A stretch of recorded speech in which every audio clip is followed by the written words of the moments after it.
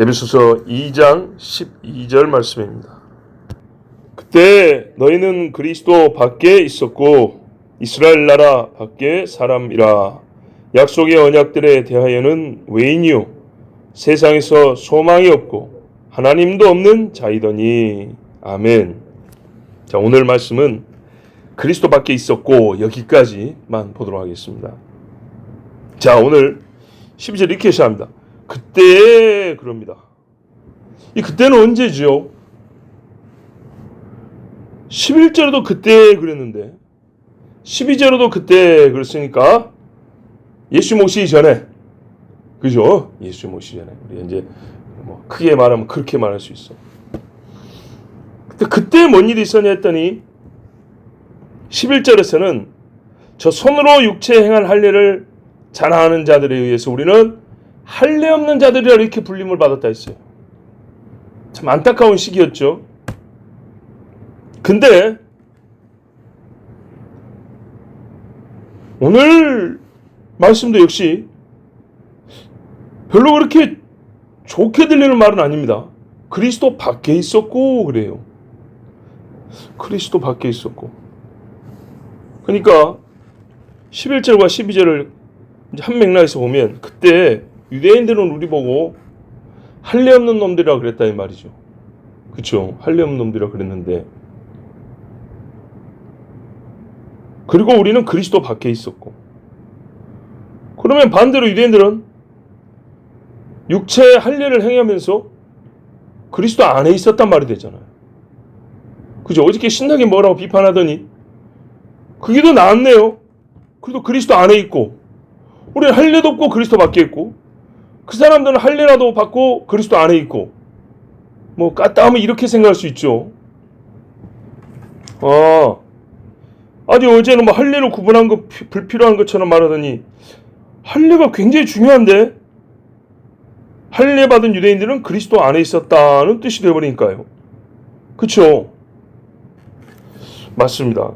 그러면 할례를 받은 유대인들은요 그리스도 안에 있었습니다. 이게 아니라는 게 어느 정도 아니냐가 이제 다른 문제입니다. 이어서 12절 우리가 오늘 다 보지 않을 거지만 전체로 한번 읽어보십시오. 그들은 이스라엘 나라, 맞죠? 이스라엘이잖아요. 우리 이스라엘 밖에 있었죠. 그 약속의 언약들 그 집 거잖아요. 그 집 거. 아브라함의 집 거. 우리는 밖에 있었고 세상에 소망이 없고 하나님도 없고, 그렇죠? 우상 숭배하고 다 죄짓고 살았고 그랬잖아요. 맞아. 우리 이야기 맞네 그럼. 우리가 이제 볼 건 이거죠. 그럼 유대인들은 죄 안 지었냐? 죄 지었죠. 죄를 안 지었다는 게 아니고 그들에게는 장차 오실 메시아에 대한 약속이 있었다는 거예요. 뭔가가 그들에게 있었다는 거예요. 그 이야기예요. 할례가 곧 그리스도는 아닙니다. 야, 너희는 할례 받았고 그리스도 안에 있고 우리는 할례 못 받고 그리스도 밖에 있고, 그래서 할례가 이꼬르 그리스도냐? 그 말은 아닙니다. 그런데 어제도 우리가 분명히 말씀드렸듯이 구약이 전체적으로 오실 메시아를 말해준 거잖아요. 그것처럼 이 할례는 뭐냐? 그리스도의 예표였다는 겁니다. 그 예표적 바운더리 안에 들어있었다 이 말입니다. 그리스도를 바라는 자들이 할례를 받은 거죠. 할례를 보면서 그리스도가 올 거를 바라보고 있는 거죠. 그런 의미에서 그리스도 안에 있었다는 겁니다. 그런 의미에서. 만약에 유대인들이 진짜로 할례 받으면서 이 할례표는 장차 올 메시아가 우리를 구원하는 피의 구속의 표라 이랬으면 이 사람은 제대로 받은 겁니다. 근데 예수님 와서 보니까 그런 인간들은 없었죠. 사실상 없었죠. 할례 자체가 마치 구원인 것처럼 메시아의 표인데, 메시아가 오셔서 하실 예표인데 구원 받은 표라고 생겼다 이 말이죠. 완전 의미가 다르죠. 그래서 우리가 여러분 이 말씀 볼 때는 로마서에 보면 할례 여러 번 이야기 나왔는데 이 이야기를, 이 로마서의 말씀을 조화롭게 이해하면 오늘 말씀도 충분히 이해할 수 있습니다. 로마서 2장 25절 이하에 뭐라 그러냐면, 네가 율법을 행하면 할례가 유익하나 만일 율법을 범하면 내 할례가 무할례가 되느니라. 할례 자체도 율법 조항입니다. 그런데 다른 율법을 안 지켜버리면 하나 어기면 다 어긴 거 똑같아서 할례 갖고 자랑할 거 하나도 없다 이 말입니다. 그런즉 무할례자가 할례의 규례를 지키면 무할례를 할례같이 여길 것이 아니냐. 오히려 전체적으로 율법을 잘 지킨 사람은 할례 안 받은 사람보다 낫다 그랬습니다. 또한 본래 무할례자가 율법을 언제 지키면 율법 조문과 할례를 가지고 율법을 범하는 너를 정죄하지 아니하겠냐. 이 겉에 것만 가지고 자랑하는 너를 오히려 죄인이라고 말하지 않겠냐. 진짜로 지킨 사람. 지켰다는 말은 믿음이 있다는 얘기거든요. 물론 표면적 유대인이 유대인이 아니요 표면적 육신의 할례가 아니니라 오직 이면적 유대인이 유대인이며 할례는 마음의 할지니 요즘 할례는 마음의 할지니 영에 있고 율법 조문에 있지 아니한 것이라. 그 칭찬이 사람에게서 아니요 다만 하나님에게서니라. 아멘. 만약에 네가 혹시 할례를 안 받아도 마음이 깨끗해지고 마음이 예수 피로 정결해진다면 몸에 할례 받은 사람보다 낫다. 그걸 하나님 칭찬해 주실 거다. 그러니까 다윗도 범죄했을 때 눈물을 흘렸죠. 뭐라 했어요? 하나님이 수송아지 기름 양의 피가 좋다 그랬으면 내가 그걸 못 바쳤겠냐 이 말이죠. 수천 마리도 바칠 수 있다는 거예요. 근데 그거보다 더 좋아하시는 게 뭔지 알았다. 통회하는 마음, 상한 심령이라고 그랬다. 이게 율법 시대에 살지만 복음적으로 산 사람입니다. 율법 이상이죠. 로마서 3장 1, 2절에 그런즉 유대인의 나음이 무엇이며 할례의 유익이 무엇이냐. 있긴 있다는 거예요. 나은 게 있고 유익이 있다는 거예요. 범사에 많으니 우선은 그들이 하나님의 말씀을 맡았음이니라. 아멘. 그러니까요.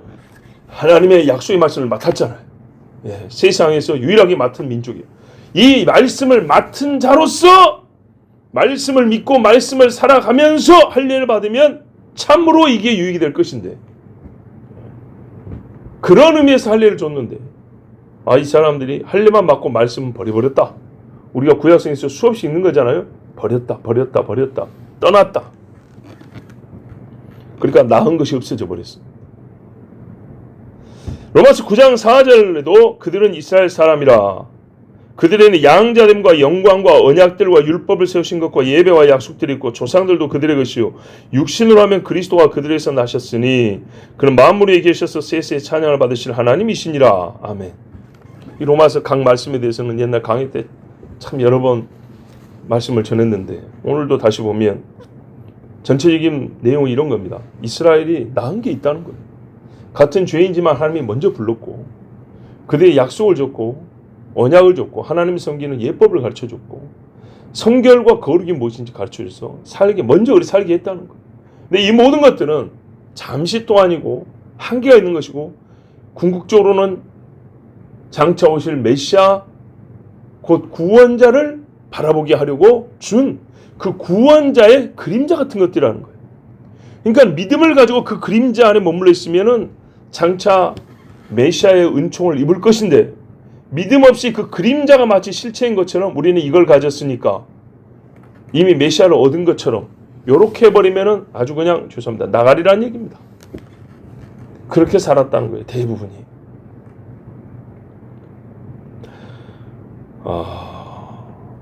그렇다면 이 사람들이 약속을 가지고도 믿지 아니한 그것을 내가 믿어버리면 그들이 예법을 받았지만은 예배 안 드리는 그 예법을 내가 지켜서 예배를 드리면요. 누가 하나님이 더 기뻐하실까요? 지키는 자와 예배하는 자겠죠. 믿음 있는 자입니다. 그래서 우리가 지금 하나님의 말씀을 믿고 또한 그 아들 예수 그리스도를 믿었다면 그들의 받은 유익이 분명히 있어요. 왜냐하면 예수를 가리키는 거니까. 보라고 하는 거니까. 그럼에도 눈 감은 그들보다 우리가 진짜 예수를 믿고 말씀을 지킨다면 우리가 유대인보다 더 이제는 나아진 것이다. 왜요? 구원을 받았기 때문이죠. 단도직입적으로 구원을 받았기 때문에. 자, 유대인들이 할례의 본뜻을 알지 못하고 육체의 자랑으로 삼은 것이 문제였지 할례는 본질적으로 그리스도 예수로 말미암은 피의 대속을 예표하는 표였기 때문에 할례를 내가 하나님께 명받았다, 허락받았다는 것은 굉장히 큰 복이었습니다. 그러므로 할례를 받은 유대인들은 받은 자라면 아브라함처럼 이삭처럼 야곱처럼 요셉처럼 그렇게 살았어야 되는 겁니다. 의의 표를 받았으면 의롭게 살아야죠. 유대인들은 하나님의 약속을 맡은 자로서 믿음을 가지고 그리스도가 오시기까지 할례의 표를 가짐으로써 이 표가 바로 그리스도를 나타낸 거다 하고 증거자가 되어야 됐던 겁니다. 그런데 할례를 가진 자가 예수를 죽여버렸으니 세상 누가 할례와 예수를 연결시킬 수 있겠습니까? 이 사람들이 예수님에 대하여 보인 행동과 태도는 진짜 표면적 할례자일 뿐, 성령으로 마음의 할례를 받은 자, 영생에 들어간 자는 아니었다는 말입니다. 사실 이 할례에 대하여 하나님은요, 처음부터 본질적 의미를 가르쳐줬어요. 예수님 오시고 나서야, 로마서에 가서야 할례는 마음에 하는 거다. 아이야, 왜 그걸 몰랐다냐 이놈들아, 이렇게 말씀하신 게 아니고 율법을 주실 때부터 육체의 할례를 하라 한 다음에, 근데 이게 본뜻이 뭔지 아냐? 이게 뭘 나타내는지 아냐? 메시아 와서 너에게 피해 대속을 하는 것인데 그때 너희의 마음에 일어나 할례, 죄를 벗고 나오는 것을 얘기하는 거다 하고 율법이 이미 가르쳐줬어. 그걸 기억했다면, 그러니까 하나님의 말씀을 버리지 않았다면, 하나님의 말씀을 떠나지 않았다면 능히 참된 할례자가 될 수 있었어요. 신명기 10장 16절에 그러므로 너희는 마음의 할례를 행하고 다시는 목을 곧게 하지 말라. 아멘. 죄인들이 목을 곧게 한다 그러죠. 목을 하나님께 숙이고 주의 말씀을 순종했으면 이게 참 할례라는 얘기입니다. 신명기 30장 6절에 내 하나님 여호와께서 내 마음과 내 자손의 마음에 할례를 베푸사 너로 마음을 다하며 뜻을 다하여 내 하나님 여호와를 사랑하게 하사 너로 생명을 얻게 하실 것이며, 생명을 얻게 하실 것이며. 할례가 두 가지 나타나는 거예요. 예수의 피로 말미암아 우리가 구원받는다는 것뿐만 아니라, 봐보세요, 사람이 자기 몸에 피를 흘리잖아요. 그죠? 피는 생명이잖아요. 생명을 내놓듯이, 피를 흘리듯이, 자기 몸을 잘라 자기를 부인하듯이 마음이 그렇게 자기를 부인하고 죄를 벗겨내고 피 흘리기까지 주께 순종하는 그런 마음을 가진다면 너는 영생을 얻는다 이 말이에요. 예. 보십시오. 이게 참 중요합니다. 예수님이 우리를 위하여 흘려주는 피는 양으로 보여줬어요, 다. 근데 할례는 사람이 제 몸에 흘리는 거잖아요. 그죠? 제 몸에. 피는 생명이란 말입니다. 그러니까는, 제 몸에 새겨진 피를 보면서 예수께서 이렇게 자기 몸에 피를 흘리는구나 하면서 동시에 뭐냐? 내가 그걸 믿는다는 표로 내 몸에 피를 흘리잖아요. 이게 무슨 저기 뭐 점쟁이들 무당대 이 샤머니즘 우상 숭배자들이 막 몸을 자해하고 이런 게 아니고 본질을 아는 거예요. 그가 나를 위해 피 흘려 죽으셨듯이 나 역시도 그와 연합하기 위해서는 나는 그와 함께 죽었다 그러잖아요. 생명은 피에 있고, 그러니까는 내가 옛사람이 내는 죽어야 된다는 것, 그거를 나타내는 증거요, 표가 할례구나, 이거를 깨달아야 된다는 겁니다. 왜? 신명기에 이 할례의 의미를 뭐라고 했냐면, 네가 할례를 받은 즉슨 뭐냐고요? 마음으로 하나님을 사랑하고 뜻을 다하여서 여호와를 사랑하는 거다 이랬단 말이에요. 마음이 새롭게 되지면 불가능한 거잖아요. 다시 보세요. 마음에 할례를 하고 목을 곧게 하지 마라. 목은 디스크가 안 걸려 떨어뜨리는 게 아니고 마음이 겸손해야 숙여지는 거죠. 신명기 30장 6절에도 내 하나님 여호와께서 내 마음과 내 자손의 마음의 할례를 베푸사 너로 마음을 다하며 뜻을 다하여 내 하나님 여호와를 사랑하게 하사. 할례가 그리스도 말미암아 구원을 향하고 있다면 생명을 줘야 되죠.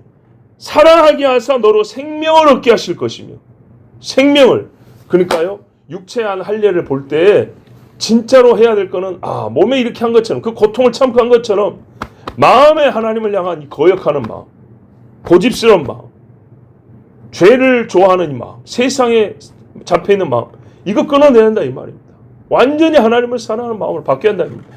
이랬을 때 표면적 유대인이 아니고 이면적 유대인이 되고, 표면적 할례가 아니라 이면적 할례자가 되는 거, 참 할례자가 되는 겁니다. 우리는 그리스도가 오기 전에 그리스도와 관계된 여러 계시들과 표들에 우리 이방인들은요, 접근하는 것조차 어려웠어요. 그렇지 않습니까? 예수님을 상징하는 표들을 받지도 못했습니다. 그래서 밖에 있었어요. 근데 사실 이거는 우리 조상들, 그렇게 자랑하는 당군 같은 그런 조상들이 범죄였기 때문이고, 우상 숭배하는데 그 밑에 태어났으니 하나님의 약속을 들을 수가 있나요? 또 하나님께서 우리에게 그 은혜의 표와 약속의 말씀을 받게 하기까지 그래서 어쩔 수 없이 기다려야 됐습니다. 맞죠? 예. 니므롯도 홍수의 표가 역력한데도 하나님께 대적한다고 안 그랬지 않습니까? 그런 것처럼 이 세대 인간들이 다 하나님을 스스로 떠났고 그 떠난 조상의 후손이기 때문에 우리 역시도 하나님의 이 약속을 받기 어려웠어요. 근데 하나님께서 이 불쌍한 인간들에서 그 중에 그 떠난 놈들 중에 하나를 골랐다 이 말입니다. 다시 주려고. 아브라함. 그 결과 우리가 이제 하나님의 귀한 약속과 약속의 표들에 대해서 다 받고 알게 되었습니다. 즉 그리스도를 향한 문을 하나님이 열어주셨어요. 그 문까지 가게 하는 길을 또 보여주셨어요. 그리스도 자체가 길이고 문이지만 뭐라면은 그 이제 장애가 되었던 못 가게 막고 있었던 것들, 흐려놨던 것들, 이것들을 하나님이 또렷하게 보여주심으로 그리스도께 찾아가게 하셨고, 성경대로 말하면 그리스도가 먼저 찾아오셨어요. 네. 찾아오시면서 나를 따라오라 했으니까 이제 가신 그 길만 따라가면 되는, 참 이렇게 놀라운 은혜를 받았습니다. 그리스도의 세계, 그리스도의 집으로 들어왔습니다. 오늘 이 말씀을 통하여 감사합니다. 에베소 교인들에게 왜 이야기합니까? 얼마나 큰 은혜를 입었냐는 거죠. 그리고 하나님이 그 큰 능력과 우리를 사랑하심으로써 너희에게 이 은혜를 주셨다는 것. 그럼 우리는 어떻게 하죠? 그 능력과 사랑하심에, 그 자비에 지극히 풍성하심에 감사와 찬송을 올리는 것이 마땅합니다. 기도하겠습니다. 아버지 감사합니다. 오늘도 하나님께서 만 입이 내게 있어도 주를 찬송할 몇 사람의 입과 천만의 귀가 있어도 주의 말씀을 들을 몇 개의 귀를 허락하시고, 마치 세상에 셀 수 없이 많은 사람 중에 아브라함을 택하신 것처럼 우리 몇 사람을 택하여 주의 존전과 말씀 앞으로 인도해 주셨습니다. 아버지 하나님 감사합니다. 하루 안 들어도 예수 잘 믿고 이틀 안 들어도 나 신앙에 문제 없어. 주님 그렇겠죠. 뛰어난 믿음의 사람들은 그렇겠죠. 그러나 우리는 작고 연약해서 하루 이틀 못 들으면 귀가 둔해지고 입이 다물어지고 마음이 굳어집니다. 그래서 주님 앞에 나왔습니다. 작은 자들이요 참 주님 앞에 무익한 종들이지만 오늘도 아버지 우리를 기억하여 주시옵고 종들이 아뢰는 기도도 응답하여 주시옵소서. 우리 주 예수 그리스도의 이름으로 기도하옵나이다. 아멘.